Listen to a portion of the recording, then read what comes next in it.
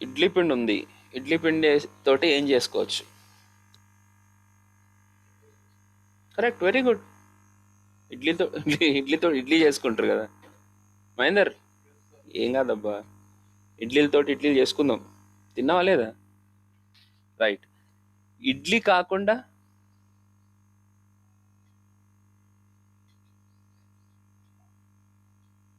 Raja I explain you definite. Idli కాకుండా ఉప్మానా? ఉప్మా చేయరు స్వామి, కడుపులు పోతాయి. ఓకే, అట్లు వేసుకుంటారు. నీకు తెలియదేమో. ఆ? దిబ్బ రొట్టెలు వేసుకుంటారు. ఓకే. ఇంకా సాయంత్రం అయితే పునుగులు వేసుకుంటారు. ఆ, అవును కదా, రైట్. దాన్ని ఎట్లా తినొచ్చు? చట్నీతో తినొచ్చు, నెయ్యి వేసుకుని పంచదారతో తినొచ్చు, లేకపోతే సాంబార్తో తినొచ్చు, ఉత్తకు కూడా తింటా అప్పుడప్పుడు నేను. ఓకే. ఇవన్నీ ఎందుకు చెప్తున్నానంటే, ఫంక్షన్ అనేది ఎన్ని రకాలుగా మనం యూస్ చేసుకోవచ్చు, ఎన్ని రకాలుగా తయారు చేసుకోవచ్చు, వాటితోటి ఇంకా ఏమేమి చేయొచ్చు అనేవి ఎన్ని రకాలు ఉన్నాయో, ఫంక్షన్ని కూడా మనం రకరకాలుగా డిఫైన్ చేసుకోవచ్చు. ఓకే. సో అదే ఇంకొక, అదే ఇప్పుడు నేను చూపించబోయేది అనమాట. Like this.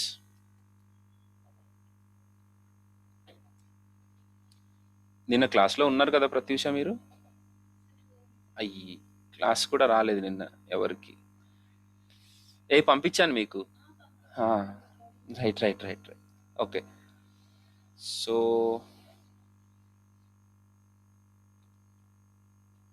కంగారు పడకండి, అర్థం కాకపోయినా ఏం కాదు. Raja I explain you about the recursion. మళ్ళీ చెప్తాను, కాకపోతే ఇప్పుడు కాదు. ఒక్క ఫంక్షన్స్ టైప్స్ నేను క్లియర్ చేసేయాలి ఇప్పుడు.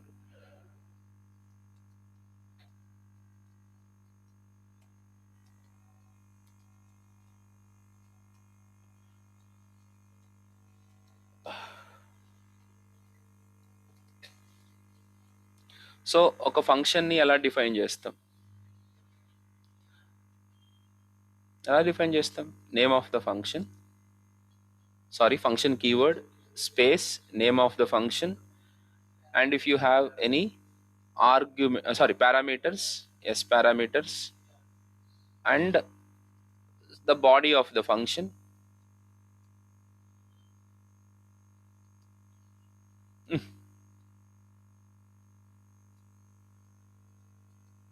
Body of the function, and re- returns.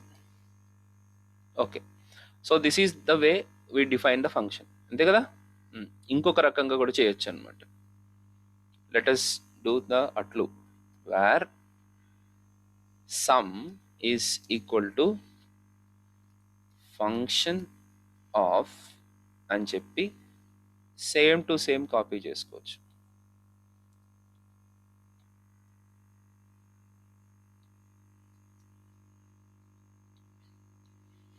ఈ రెండు ఒకటే. వాట్ ఈస్ ఇట్ అంటే, కానీ ఒకటే అయినప్పుడు ఇంకా రెండు సార్లు ఎందుకు రాసుకుంటున్నాం మనం? వేరియబుల్ త్రూ డిక్లేర్ చేయడం అండ్ డైరెక్ట్గా ఫంక్షన్ని ఫంక్షన్ లాగా డిక్లేర్ చేయడం. యాక్చువల్గా వీటిని ఏమంటామంటే ఫంక్షన్ ఎక్స్ప్రెషన్స్ అంటాం మనం.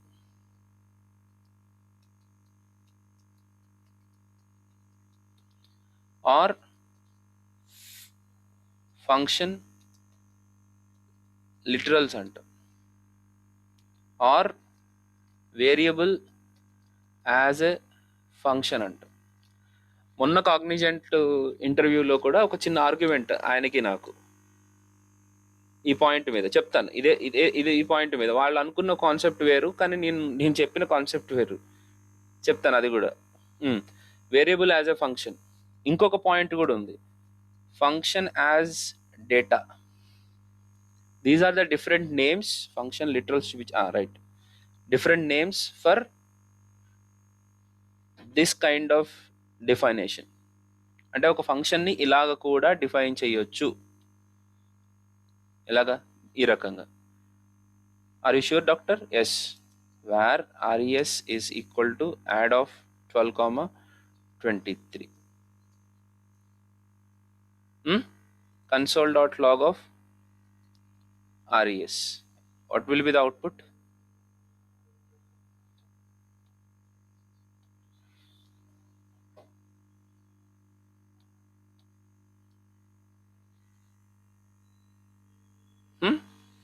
అంతేనా?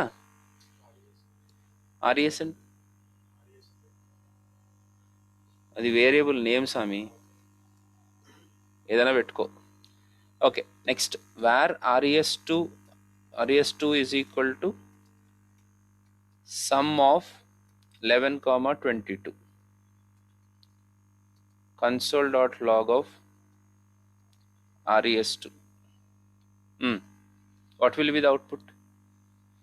Sum of 11, 22 అనగానే ఈ ఫంక్షన్ కాల్ అవుతుంది. 11 goes to x, 22 goes to y, and where z is equal to 11 plus 22 and Manoj ఇది తలిపోయినాను, and then return z. res2 లోకి ఆ వాల్యూ వచ్చేస్తుంది. Pratyusha, are you following? Sure? Okay, కంగారు అయితే పడకు, అర్థం కాకపోయినా మనం మళ్ళీ డిస్కస్ చేసుకుందాం వీటిని. ఓకే, కాకపోతే ఇదేంటి వెరైటీగా ఉంది అని అనిపిస్తుంది, చూడ్డానికి కొద్దిగా చిరాగ్గా ఉంటుంది. మీ మొహం ఇప్పుడు పెట్టినట్టే. రైట్, ఇప్పుడే అర్థమవుతున్నాయి ఫంక్షన్స్. ఇప్పుడు మళ్ళీ నువ్వు కొత్త టైప్ అంటే నేను ఏం చేయాలి? అట్లాగా చెప్తా.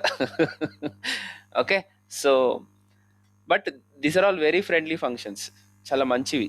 ఎందుకు మంచి సార్ అంటే, point number 1, there is a difference in the scope. There is a difference in the scope అంటే మీకు గుర్తుంటుందో లేదో, లేకపోతే మీరు అబ్జర్వ్ చేసారో లేదో, ఈ స్కోప్ అనే వర్డ్ని ఎప్పుడు అవకాశం వచ్చినా నేను ఇంట్రడ్యూస్ చేస్తున్నాను మధ్య మధ్యలో. స్కోప్ అంటే ఏంటి?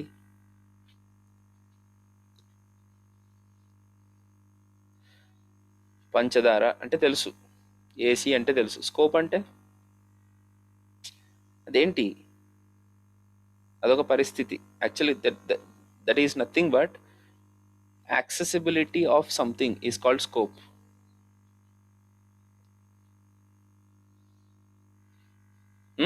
Accessibility of something is called scope. ఇప్పుడు దీని స్కోప్ ఏంటి? ఇప్పుడు ఫంక్షన్ ఉంది, ఈ ఫంక్షన్ ఉంది, ఈ ఫంక్షన్ని డిఫైన్ చేసినప్పుడు ఈవెన్ ఈ లైన్ కంటే ముందు నేను యాక్సెస్ చేసినా సరే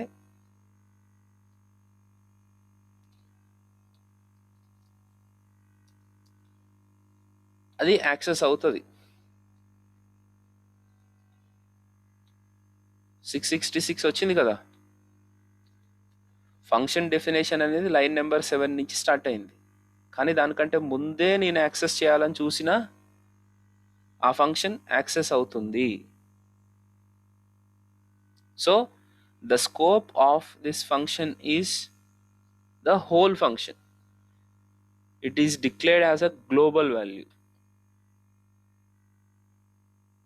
ఓకే, కానీ ఇలాంటి ఫంక్షన్స్లో స్కోప్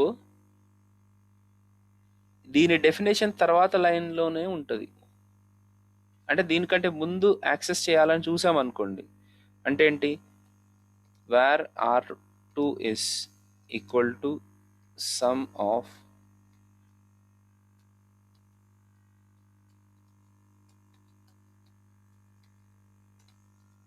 అన్నాను అనుకోండి, ఏం జరుగుతుంది? ఒక ఎర్రర్ వచ్చింది. ఏంటి? Sum is not a function. అదేమది? అంటే ఇక్కడ యాక్సెస్ చేయగలుగుతున్నాను కదమ్మా. ఇప్పుడు ట్రై టు అండర్స్టాండ్ దిస్. ఈ లైన్ నెంబర్ 23లో నేను హ్యాపీగా 24లో యాక్సెస్ చేసుకోగలుగుతున్నప్పుడు ఇక్కడ ఎందుకు చేయలేకపోతున్నాను? స్కోప్. నా ఆన్సర్, మీరు చెప్పాల్సిన answer scope. So the very first thing, what is the difference between దాని ఫంక్షన్ డిక్లరేషన్స్ అండ్ వేరియబుల్ ఫంక్షన్స్కి డిఫరెన్స్ ఏంటి? Scope. So these functions cannot be accessed before it's definition. అంటే ఏంటి? ఇది డెఫినేషనే కదా. But sorry, these functions can access before its definition, but normal functions can access before its definition, but variable functions, function literals, function expressions, function as data, these things cannot be accessed before its scope. అది accessibility. ఆయన ఏమంటాడంటే, నన్ను interview చేసిన ఆయన, hoisting అవుతుందా కాదా అంటాడు. ఫంక్షన్కి హాయిస్టింగ్కి సంబంధం లేదు. ఫస్ట్ థింగ్, దాన్ని కొంతమంది అలా ఎక్స్ప్రెస్ చేస్తున్నారు, కానీ యాక్చువల్గా లోపల జరిగే కాన్సెప్ట్ ఏంటంటే, మీరు ఒక నార్మల్ ఫంక్షన్ ఇలాగ దిస్ ఈజ్ నార్మల్ ఫంక్షన్, ఇలా మీరు ఎప్పుడైతే ఒక ఫంక్షన్ని డిఫైన్ చేస్తారో, that will be treated as a global function. నేను అతనికి అది చెప్పడానికి చాలా ట్రై చేసిన, నేను ఎక్కువ లాగితే తెగుతుందని వదిలేసిన. నేను ఆయన ఈగో హర్ట్ అవుతుంది అక్కడ. మీరు దేన్ని తెగ్గొట్టకండి అట్లా. ఓకే, ఇప్పుడు ఇంకొకటి, హాయిస్టింగ్ చెప్పినప్పుడు మెమరీ అల్లకేట్ అవుతుంది అని అంటే, అబ్బా మెమరీ అల్లకేట్ అవుతుందా అని అంటే, ఏమో సార్ నేను అట్లా చదివినాను. లేదు నీకు తెలియదు అని అంటే, థ్యాంక్ యూ సార్ అని చెప్పి నువ్వు నార్మల్ డెఫినేషన్ చెప్పు. ఏమని? Function variables will move to top అని. ఇంకా అదే ఆయనకి అదే నాకు నచ్చుతుంది అని అనుకుంటూ వదిలేయాలని, వాళ్ళని పట్టించుకోకు. దయచేసి ఎవరు ఈగోలోకి పోయి ఇంటర్వ్యూల్లో చెడగొట్టుకోకండి. ఓకే, కొన్ని కంపెనీలు సేమ్ ప్యానల్ 10-15 కంపెనీలకు ఉంటాయి. ఇది చాలా ఇంపార్టెంట్. 10-15 కంపెనీలకు సేమ్ ప్యానల్ ఉంటుంది. అలాంటి కంపెనీలు కూడా ఉన్నాయి ఇప్పుడు. ఏంటంటే చిన్న చిన్న కంపెనీలకి హెచ్ఆర్ టీం ఉండదు, వాళ్ళు వేరే వాళ్ళని ఇచ్చేసి వాళ్ళే మొత్తం చూసుకుంటారు రిక్రూట్మెంట్ అంతా. ఓన్లీ ఒక్క క్లయింట్ కాల్ ఒక్కటే ఉంటుంది. అలాంటి వాళ్ళతోటి చాలా జాగ్రత్తగా ఉండాలి. కాబట్టి మనకి ఏ పుట్టలో ఏ పాము ఉందో తెలియదు. మీరు అందరితోటి అవునా సార్, సర్టెన్లీ సార్ అనాలి అంతే. No second question at all. Okay, మొన్న డిస్కషన్ జరిగినప్పుడు కూడా నేను ఇట్లా అనుకుంటున్నాను బ్రదర్ అని చెప్పా, అంతే. ఇంకా అంతకుమించి మనం ఏం మాట్లాడతాం. నేను వేరియబుల్ డిక్లరేషన్స్ పాయింట్లో చెప్పినప్పుడు గ్లోబల్ వేరియబుల్స్ కూడా నేను చెప్పాను పాయింట్. ఎట్లా మాట్లాడానంటే, నేను var p is equal to 100 అన్నాను. అలాగే డైరెక్ట్గా కూడా మీరు ఇలా ఇవ్వచ్చు. ఇది వేరియబుల్ డిక్లరేషన్ కాదు, కానీ కే అయ్యింది అక్కడ. కే యాక్సెస్ చేసుకోవచ్చు, యూస్ చేసుకోవచ్చు. అదేంటి డిక్లేర్ చేయకుండా కూడా యూస్ చేసుకోవచ్చు అంటే, yes, they are called as global variables. Hello, గ్లోబల్గా ఎక్కడైనా యాక్సెస్ చేసుకోవచ్చు వాటిని. What me right. అదే మాదిరిగా ఇక్కడ ఈ ఫంక్షన్ కూడా గ్లోబల్ ఫంక్షన్ అవుతుంది. ఇది హాయిస్టింగ్కి దానికి సంబంధం లేదు అసలు. యాక్చువల్గా గ్లోబల్గా ఒక ఫంక్షన్ డిఫైన్ అయినట్టు లెక్క అక్కడ. సో ఆ ఫంక్షన్ మెమరీలో ఎప్పుడు ఉంటుంది. మీరు కంపైల్ చేసినప్పుడే ఆ ఫంక్షన్ని మెమరీలో మెయింటైన్ చేసుకుంటుంది గ్లోబల్గా, రైట్. కాబట్టి దానికంటే ముందు కూడా యాక్సెస్ చేసుకోవచ్చు. నార్మల్ వేరియబుల్స్ కాదు, ఫంక్షన్స్ని మాత్రమే. ఇక్కడేంటి అంటే, ఫంక్షన్ యాజ్ లిటరల్ అంటే ఎస్, ఇవి హాయిస్టింగ్లోకి వస్తాయి. అట్లెట్లా చెప్తున్నారు? వినండి. హాయిస్టింగ్ అంటే మీనింగ్ ఏం చెప్పా? Variable and function declarations will be stored in to the memory at compilation time, right. So ఇక్కడ ఇందాక ఓకే, ఈ సమ్ అనే కీవర్డ్ ఉంది కదా, దీనికి మెమరీ అలొకేట్ అయిపోయింది, not as a function, just as a variable memory alert అయింది. కానీ దాని లోపలికి ఫంక్షన్ని పాస్ చేయదు, జస్ట్ యాజ్ అ వేరియబుల్గానే ఉంటుంది. ఇప్పుడు ఎగ్జిక్యూట్ చేస్తున్నాం సమ్ ఆఫ్ 99,88 అని అన్నప్పుడు ఆ వేరియబుల్లో ఫంక్షన్ లేదు కదా. అంటే నా ఉద్దేశం, ఓకే 1 సెకండ్, ఫస్ట్ కంపైలేషన్లో వేరియబుల్స్కి మెమరీస్ వచ్చేసినాయి. ఓకే, ఇది క్లియర్. ఇప్పుడు ఆ వేరియబుల్కి ఈ ఫంక్షన్ ఎప్పుడు యాడ్ అవుతుంది? ఎగ్జిక్యూట్ అయినప్పుడు యాడ్ అవుతుంది కదా, అంతేనా? ఆ మెమరీలోకి ఆ ఫంక్షన్ ఎప్పుడు వస్తుంది? ఎగ్జిక్యూషన్లో వస్తుంది, కంపైలేషన్లో రాదు. ఇప్పుడు ఎగ్జిక్యూషన్ స్టార్ట్ అయింది. లైన్ నెంబర్ 4, 5, 6, 7, 8, 9 10, 11, 12, 13, 14కి వచ్చిన నేను.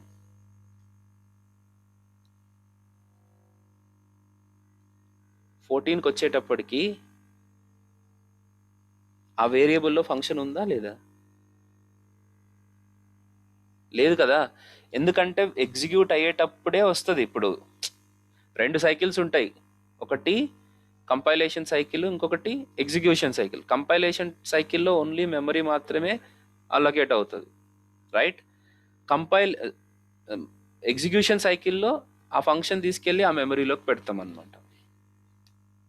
Understood, right? ఇప్పుడు ఎగ్జిక్యూట్ అవ్వాలంటే ఈ లైన్ ఎగ్జిక్యూట్ రన్ అవ్వాలి కదా. రన్ అయిన తర్వాతే ఆ ఫంక్షన్ వెళ్ళి వేరియబుల్లోకి స్టోర్ అవుతుంది. సో ఈ లైన్కి వచ్చేసరికి సమ్ అనేది వేరియబుల్ ఉంది కానీ దాంట్లో ఫంక్షన్ లేదు, అన్డిఫైన్డ్ అని ఉంటుంది. మనం చూసాం ఆ డిక్లరేషన్ టైంలో అన్డిఫైన్డ్ ఉండడం.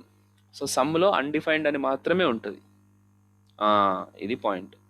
సో అన్డిఫైన్డ్ అని ఉన్నప్పుడు మనకి ఏం అవుట్పుట్ వచ్చింది? Sum is not a function. Sum function కాకపోయినా మీరేం చేస్తున్నారు? కాల్ చేస్తున్నారు. Sum is not a function even though you are calling the function. తప్పు కదా. ఇప్పుడు నేను var P is equal to, చూడాలి, మీరంతా అబ్జర్వ్ చేయాలి. Var P is equal to 100 అని అన్నా. పిలో ఏముంది? ఇప్పుడు నెంబర్ ఉందా, స్ట్రింగ్ ఉందా, బూలియన్ వాల్యూ ఉందా? ఓపెన్ చేయాలి. బూలియన్ వాల్యూ ఉందా? చెప్పాలి. నెంబర్ ఉంది. ఇప్పుడు ఈ నెంబర్ ఉన్నప్పుడు నేను డైరెక్ట్గా ఇట్లా కాల్ చేస్తే పరిస్థితి ఏంది? ఆ ఫ్యాన్ అవుతుంది, అది పెట్టలే. ఇదే చెప్పండి.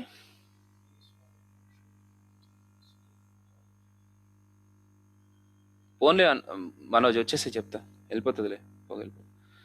P is not a function కదా, but still I'm using it for calling. తప్పు కదా. అంటే దీని మీనింగ్ ఏంటి? ఇప్పుడు మా ఇంట్లో బొమ్మ స్కూటర్ ఉంది. బొమ్మ స్కూటర్ అది చిన్నది, ఇంత. దానికి తాళం పెట్టి ఎంత తిప్పినా ఏం లాభం? స్టార్ట్ అవుతుంది అది. వెరీ బ్యాడ్ జోక్ సార్ అంటారా? సరే, ఓకే. నాకు కార్ తాళం ఉంది. కార్ తాళం తీసుకుపోయి నేను బండిలో పెట్టి స్టార్ట్ చేస్తే కుదురుతుందా? But you are doing the same thing. P అనేది ఫంక్షన్ కాదు, కానీ మీరు ఫంక్షన్ లాగా ఎగ్జిక్యూట్ చేయించాలనుకుంటున్నారు. తప్పు కదా అది. పి అనేది ఫంక్షన్గా ఎప్పుడు మారింది? మారలే, ఇంకా మారలేదు. సరే తీసే. సమ్ అనే వేరియబుల్ ఫంక్షన్గా ఎప్పుడు మారుతుంది? అదే ఏ లైన్ తర్వాత?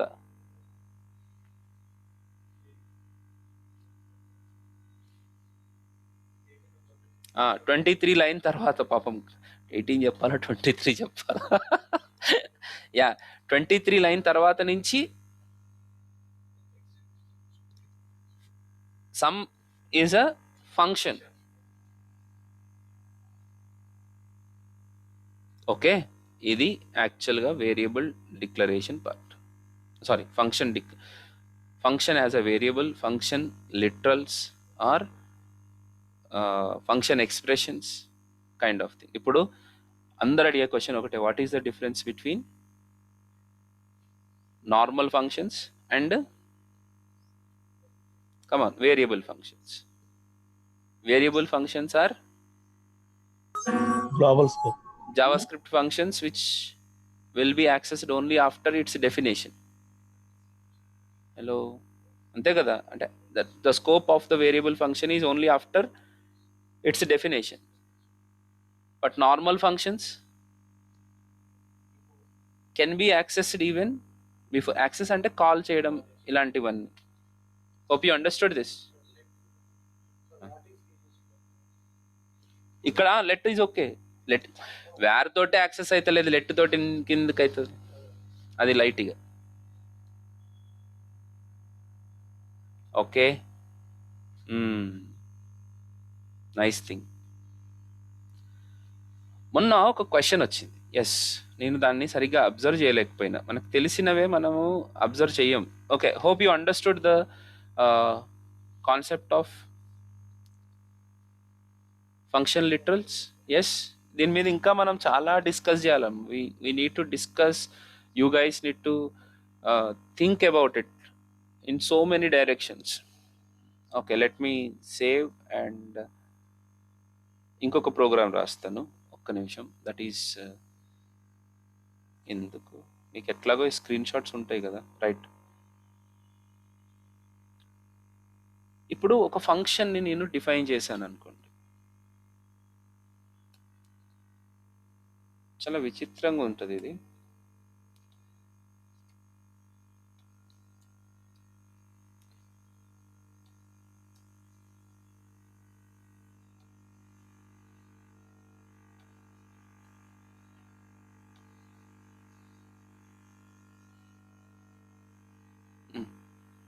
ఏం జరుగుతుంది ఇక్కడ?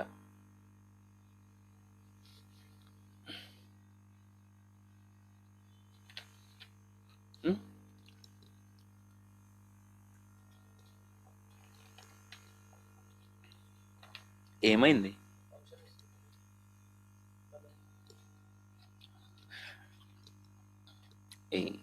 మరి టూ మచ్ నువ్వు. ఫస్ట్ యాడ్ ఫంక్షన్ ఏమో 2 నెంబర్స్ని యాడ్ చేస్తుంది. సెకండ్ యాడ్ ఫంక్షన్ ఏమో 3 నెంబర్స్ని యాడ్ చేయగలుగుతుంది. ఫస్ట్ యాడ్ ఫంక్షన్ 2 వాల్యూస్ని ఆర్గ్యుమెంట్స్గా తీసుకోగలుగుతుంది. సెకండ్ ఫంక్షన్ 3 వాల్యూస్ని ఆర్గ్యుమెంట్గా తీసుకోగలుగుతుంది. ఇది డిఫరెన్స్. ఓకేనా? ఒక్క నిమిషం, ఎవరు వచ్చారు? Yeah yeah yeah. సో ఇప్పుడు రీఫ్రెష్ చేస్తే నాకు ఏమైనా ఎర్రర్ వచ్చిందా?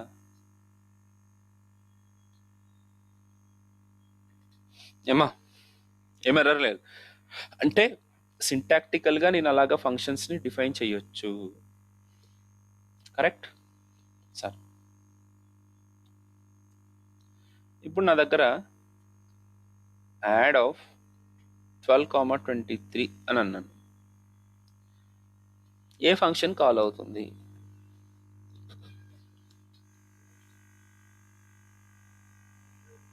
ఎందుకు? 2 ఆర్గ్యుమెంట్స్ పాస్ చేసిన కాబట్టి ఫస్ట్ యాడ్ ఫంక్షన్ కాల్ అవ్వాలి. అది ఏంటి మనం అనుకునేది. ఆ మాత్రం తెలియదు సార్ కంప్యూటర్కి. 2 ఆర్గ్యుమెంట్స్ పాస్ చేస్తే రెండు ఆర్గ్యుమెంట్స్ ఉన్నాయి, అంతే కదా అని ఉద్దేశం. ఓకే, సో ఇప్పుడు చూద్దాం. Var x is not x, res is equal to add of and console.log of res.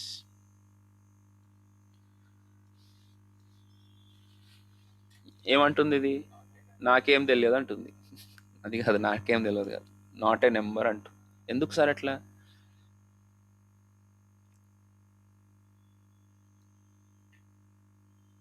Madan ఎందుకు అట్లా?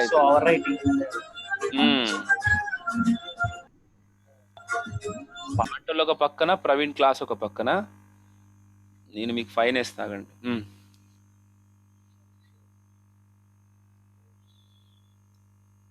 ఓకే, సో మీకు ఎప్పుడైనా జావా స్క్రిప్ట్లో 2 ఫంక్షన్స్ని సేమ్ నేమ్తో కనుక డిఫైన్ చేస్తే అది ఓవర్ రైట్ అవుతుంది.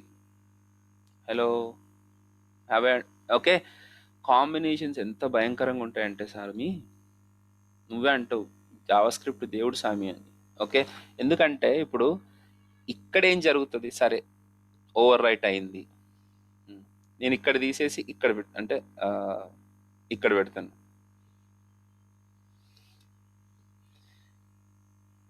ఫస్ట్ ఫంక్షన్ తర్వాత ఇమ్మీడియట్గా నేను పెట్టిన తర్వాత నేను థర్డ్ ఫంక్షన్ డిఫైన్ చేస్తున్నా.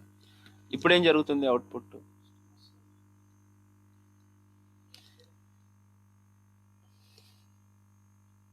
ఎట్లా సార్ ఇది? ఏం జరుగుతుంది అక్కడ? నేను ఇందాక ఏం చెప్పా, ఒక ఫంక్షన్ని మీరు డిక్లేర్ చేసినప్పుడు ఫస్ట్ కంపైలేషన్ టైంలో అవి గ్లోబల్ ఫంక్షన్స్ అయిపోతాయని చెప్తున్నాను కదా. సో కంపైలేషన్ టైంలోనే మనకి ఫంక్షన్ డెఫినేషన్ ఓవర్ రైట్ అయిపోయింది. యాడ్ అనే ఫంక్షన్కి డెఫినేషన్ ఓవర్ రైట్ అయిపోయింది.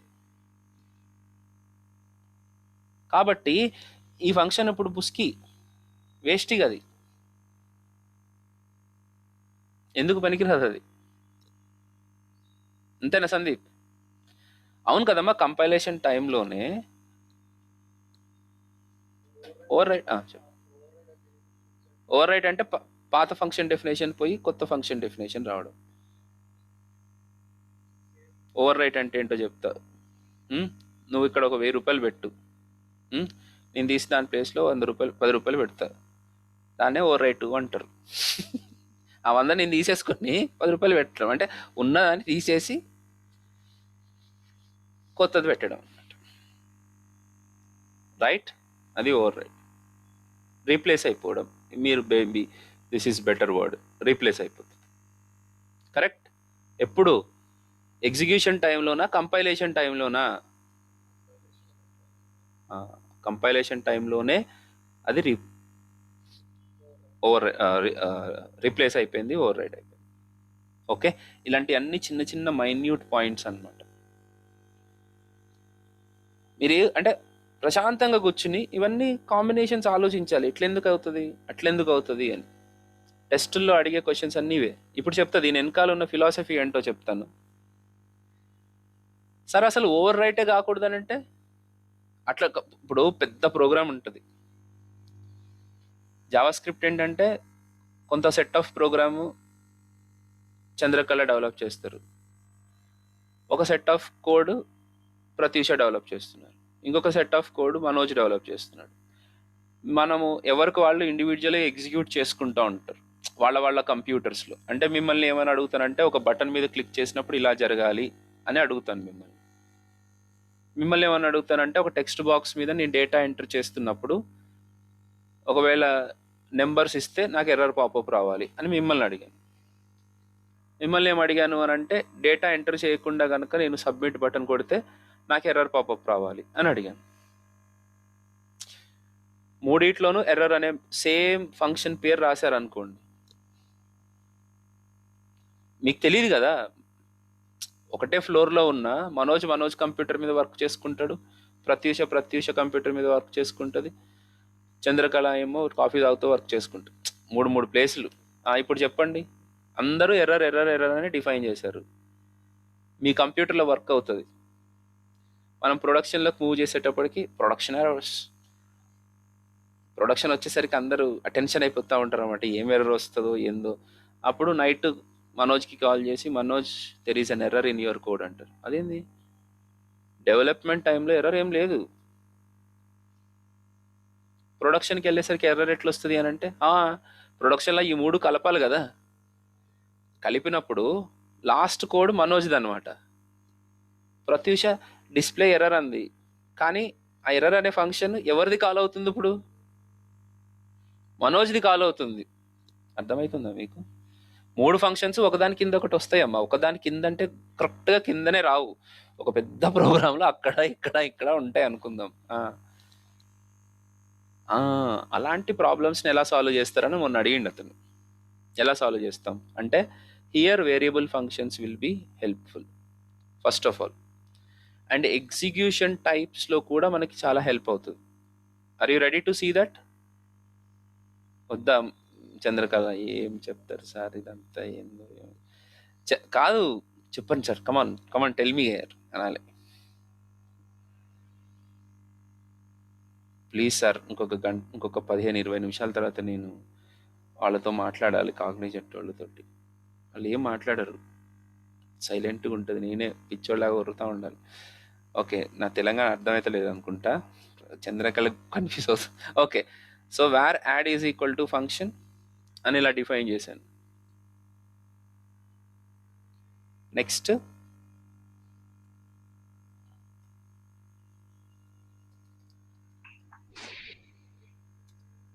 where add is equal to function. What is the beauty of this code is,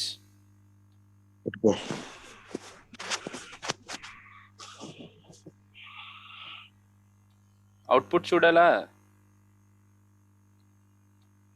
What is the output? 35. ఎందుకు 35?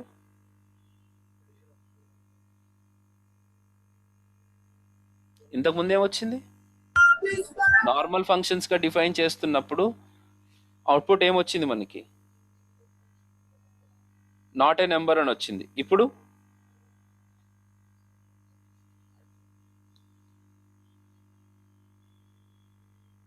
35 అవుట్పుట్ వచ్చింది. ఎలా వచ్చింది సార్? ఇవి రెండు వేరియబుల్ ఫంక్షన్స్. వేరియబుల్ ఫంక్షన్స్లో ఉండే ఫెసిలిటీ ఏంటి? ఆ ఫంక్షన్ ఆ వేరియబుల్కి ఎగ్జిక్యూషన్ టైంలో బైండ్ అవుతూ ఉంటుంది. అంతేనా కదా? కంపైలేషన్ టైంలో ఏం జరుగుతుంది? కేవలం ఆ వేరియబుల్స్ డిక్లేర్ అవుతాయి అంతే. సో డిక్లేర్ అవుతున్నాయి. సో కంపైలేషన్ టైంలో సో ఎగ్జిక్యూషన్ స్టార్ట్ అయింది.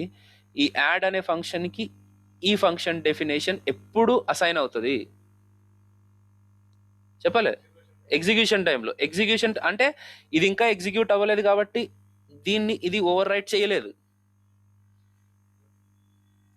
ఇది ఇంకా ఎగ్జిక్యూట్ కాలేదు కదా, కింద ఉన్న లైన్స్ పైన ఉన్నది మాత్రమే ఎగ్జిక్యూట్ అయింది కాబట్టి ఆ వేరియబుల్లోకి కేవలం 2 నెంబర్లు ఉన్న ఫంక్షన్ మాత్రమే బైండ్ అవుతుంది. అప్పుడు నేను యాడ్ ఆఫ్ 12,23 అనంటే కన్ఫ్యూజన్ లేకుండా ఆర్ఈఎస్లోకి ఫిలప్ అయిపోతుంది. సెన్ console dot log of RES అని అంటే 35 అవుతుంది. నెక్స్ట్ ఇప్పుడు ఇక్కడ where res2 is equal to add of 11, 22, 33 అని ఇచ్చాను అనుకోండి, ఇది కూడా వర్క్ అవుతుంది. ఎందుకు? అది అయిపోయింది. ఇప్పుడు కొత్తగా యాడ్ అనే వేరియబుల్లోకి కొత్త ఫంక్షన్ ఏమొచ్చింది? కొత్త దేవుడు ఏమొచ్చిండు? యాడ్ ఆఫ్ 2 అంటే 3 వేరియబుల్స్ వచ్చింది. 2 వేరియబుల్స్ ఉన్న యాడ్ ఫంక్షన్ పాయ కొత్త 3 వేరియబుల్స్ ఉన్న ఫంక్షన్ యాడ్ అయ్యే, రైట్? కాబట్టి ఇప్పుడు దీన్ని చెక్ చేసుకుంటే ఇది కూడా ఎగ్జిక్యూట్ అవుతుంది. ఇక్కడ వరకు బాగానే ఉంది కదా? సార్ చిన్న డౌట్ సార్. చెప్పండి సార్ యాక్చువల్గా ఇక్కడ 2 వేరియబుల్స్ ఉన్నాయి కదండి. యాడ్ అవును అన్నది బై డిఫాల్ట్ ఏంటంటే ఇప్పుడు కంపల్ టైంలోనే యాడ్ అన్నది మెమరీలో ఎలకట్ చేసుకుంటుంది కదా. అవును అయితే ఇక్కడ ఇక్కడ యాడ్ ఉంది, ఇక్కడ ఉంది, ఇందులో ఎలాగ ఎలకట్ చేసుకుంటుందో అర్థం కావట్లేదు. అవును అదే దాని గురించే కదా చెప్పింది నేను. ఎగ్జిక్యూషన్ టైంలో అసైన్మెంట్ అనేది జరుగుతుంది. అంటే ఫస్ట్ ఫంక్షన్ అది ఎగ్జిక్యూషన్ టైంలో ఫస్ట్ ఫంక్షన్ ఎగ్జిక్యూట్ అయ్యి తర్వాత అది ఓవర్ టైం అనేది సెకండ్ టైం ఎగ్జిక్యూట్ అవుతుంది అంటారా? ఎందుకు అంతంత ఆలోచిస్తున్నారు మీరు? ఫస్ట్ టైం ఈ లైన్ నెంబర్ 6 ఎగ్జిక్యూట్ అవుతున్నప్పుడు యాడ్ అనే వేరియబుల్లోకి ఈ ఫంక్షన్ యాడ్ అవుతుంది. ఓకే ఓకే మదన్ కొద్దిగా వాటర్ పట్టరావా? ఆ ఫంక్షన్ ఆ యాడ్ అనే వేరియబుల్లో స్టోర్ అవుతుంది. Okay hello, right? ఓకే తర్వాత ఇది ఎగ్జిక్యూట్ అయిపోయింది. దీని తర్వాత మళ్ళీ యాడ్లోకి ఇంకొక కొత్త ఫంక్షన్ డెఫినేషన్ వచ్చి రీప్లేస్ అవుతుంది. ఎగ్జిక్యూషన్ టైంలో అవుతుంది ఇదంతా. సార్ సార్ ఓకే అదే నేను అంటుంది. Okay sir okay yeah. Yes, కాకపోతే అప్పుడే అయిపోలేదు, ఇప్పుడే మొదలైంది. ప్రతి సీను క్లైమాక్స్లో ఉంటుంది చూడు. ఇప్పుడు దీన్ని సేవ్ చేసి అంటే నేను లాస్ట్లో thank you Madan, thank you so much. లాస్ట్లో అంటే మళ్ళీ నేను ఇక్కడ 2 వేరియబుల్స్ తోటి కాల్ చేస్తున్నాను. హలో, ఇప్పుడు ఏది కాల్ అవుతుంది? 3 వేరియబుల్స్ తోటి ఉన్న ఫంక్షన్ కాల్ అవుతుందా, 2 వేరియబుల్స్ తోటి ఉన్న ఫంక్షన్ కాల్ అవుతుందా? ఇప్పుడు యాడ్ అనే వేరియబుల్లో ఏ ఫంక్షన్ ఉంది? ఇప్పుడంటే ఈ లైన్కి వచ్చేసరికి అని అర్థం. ఎట్లుంటుందమ్మా అంటే ఈ లైన్ ఎగ్జిక్యూట్ అవుతున్నప్పుడేమో 3 ప్రాపర్టీ పారామీటర్స్ ఉన్న ఫంక్షన్ ఉంది. చేంజ్ అవ్వలేదు కదా దీని తర్వాత ఎక్కడ యాడ్ ఫంక్షన్. సో ప్రస్తుతానికి యాడ్ అనే వేరియబుల్లో ఉన్న function definition with how many variables? 3 variables. కానీ నేను ఎన్ని పంపిస్తున్నా? 2 పంపిస్తున్నా. కాబట్టి యాక్చువల్గా కాల్ అయ్యేది ఇదే 3 వేరియబుల్స్ ఫంక్షనే కాల్ అవుతుంది. అయ్యింది అయితే అవుట్పుట్ ఏంటి?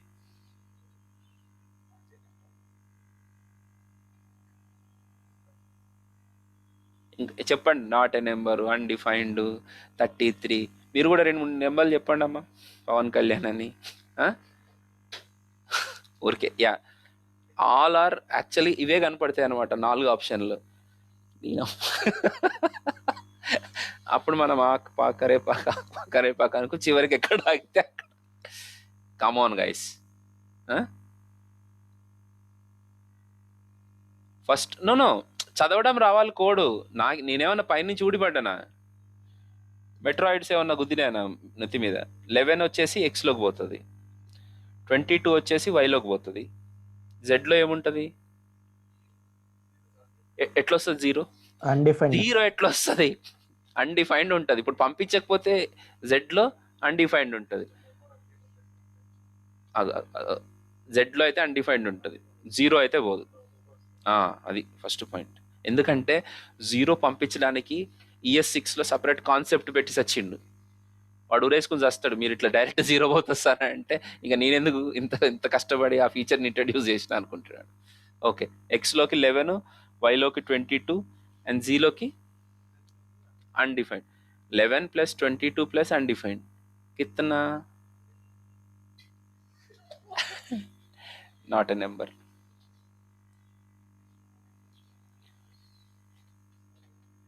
Not a number, right? ఇది యాక్చువల్గా స్కోప్ అంటే మీనింగ్. స్కోప్ అంటే not only accessibility, a function access అవుతుంది అనేది కూడా important.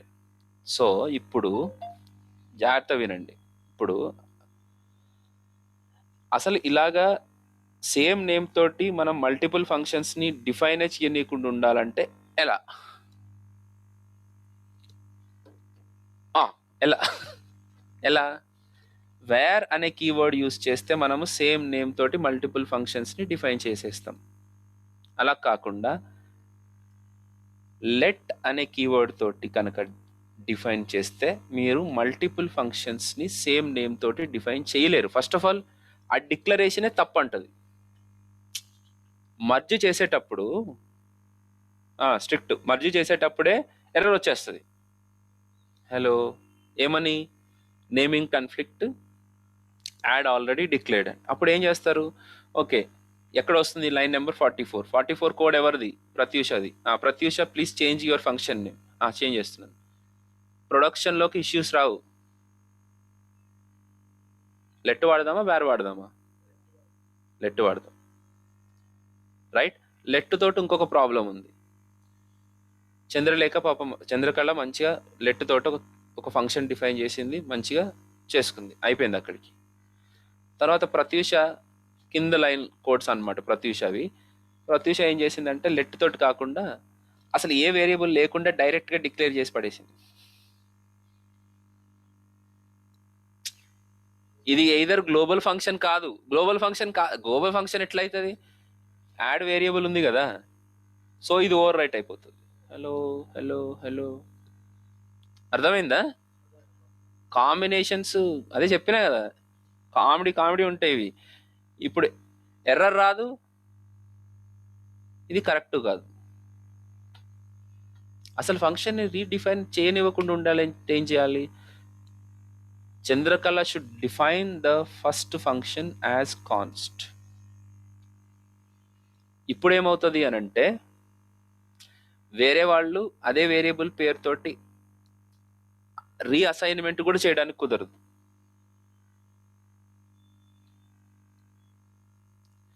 So Chandrakala program executed, she is happy. మీకు రాలేదు కదా, మీ వల్ల ఏ ఇబ్బంది లేదు అవతల. ఇక్కడ assignment to constant variable. So కాన్స్టెంట్గా మనం ఫంక్షన్ని ఎందుకు డిఫైన్ చేస్తాము అన్ని చోట్ల అంటే వేరే ఫంక్షన్స్ ఏమన్నా మనం రీఅసైన్ చేసినా తమ్ముడు వద్దు అంటది అనమాట. You got my point? Yes sir. So ఈరోజు క్లాస్లో మీరు యాక్చువల్గా స్పెషల్ కోడింగ్ ఏం నేర్చుకోలే, కాకపోతే ఇవి ఫీచర్స్ అన్నమాట, వీటిని మనం యూజ్ చేయాలి.